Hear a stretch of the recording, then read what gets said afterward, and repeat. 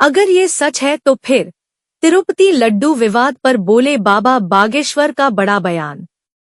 बागेश्वर बालाजी महाराज की कभी अभी हमको जानकारी लगी है।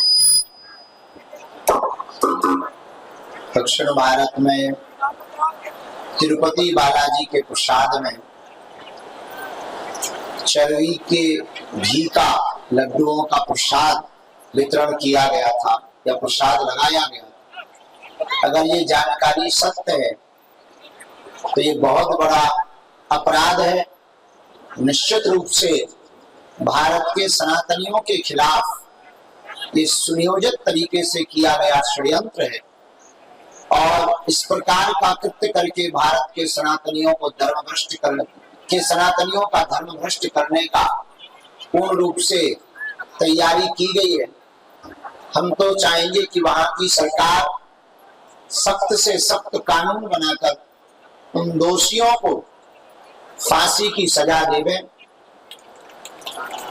अगर भगवान के प्रसाद में चर्बी का प्रयोग किया गया या मछली के तेल का प्रयोग किया गया, इससे बड़ा वर्तमान में भारत में कोई दूसरा दुर्भाग्य नहीं हो सकता।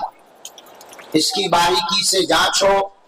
हम तो सरकार से भी कहेंगे शीघ्र अति शीघ्र अब सरकार को हिंदुओं के मंदिर हिंदू बोर्ड के अधीन कर देना चाहिए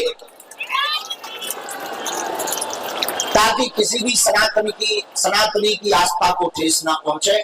हमें सुनकर के बहुत मन हमारा दुखी हो रहा है और हम चाहेंगे यत्र तत्र जितने भी तीर्थ स्थल हैं वहां पर बारीकी से सभी सनातनी जांच करवावें।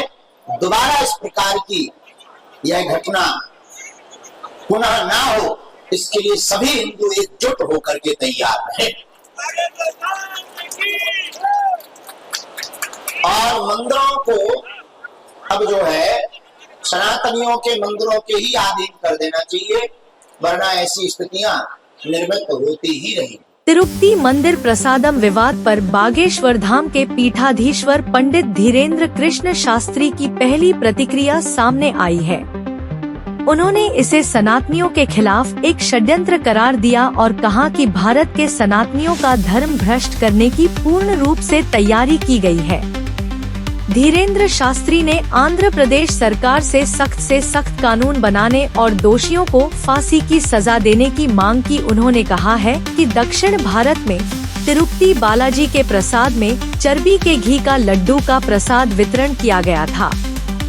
अगर यह जानकारी सत्य है तो यह बहुत बड़ा अपराध है। निश्चित रूप से भारत के सनातनियों के खिलाफ सुनियोजित तरीके से षड्यंत्र किया गया है।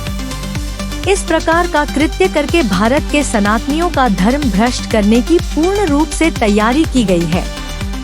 भारत में कोई दूसरा दुर्भाग्य नहीं हो सकता है। आगे उन्होंने कहा कि हम तो चाहेंगे कि वहां की सरकार सख्त से सख्त कानून बनाकर दोषियों को फांसी की सजा दे। अगर भगवान के प्रसाद में चर्बी का प्रयोग किया गया या मछली के तेल का प्रयोग किया गया है तो इससे बड़ा वर्तमान में भारत में कोई दूसरा दुर्भाग्य नहीं हो सकता है। बारीकी से सभी सनातनी जांच करवाएं। धीरेन्द्र कृष्ण शास्त्री ने आगे कहा कि इस मामले की बारीकी से जांच होनी चाहिए और मैं सरकार से कहूंगा कि शीघ्र से शीघ्र हिंदुओं के मंदिरों को हिंदू बोर्ड के अधीन कर दें ताकि किसी भी सनातनी की आस्था को ठेस न पहुंचे। यह सुनकर के मेरा मन बहुत ही दुखी है। मैं चाहूंगा कि जितने भी तीर्थ स्थल हैं वहां पर बारीकी से सभी सनातनी जांच करवाएं।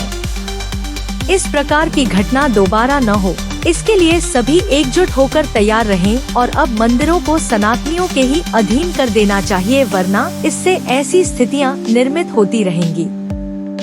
जानवरों की चर्बी मिलाने की पुष्टि हुई थी। बता दें कि आंध्र प्रदेश के तिरुपति मंदिर के लड्डुओं में फिश ऑयल और जानवरों की चर्बी मिलाने की पुष्टि हुई थी। राष्ट्रीय डेयरी विकास बोर्ड (NDDB) की रिपोर्ट के मुताबिक तिरुपति मंदिर में लड्डुओं का प्रसाद तैयार किया जाता है, उसमें जानवरों की चर्बी और मछली का तेल मिला है। ये सब कुछ उस घी में मिला है जिससे लड्डू तैयार किया जाता है।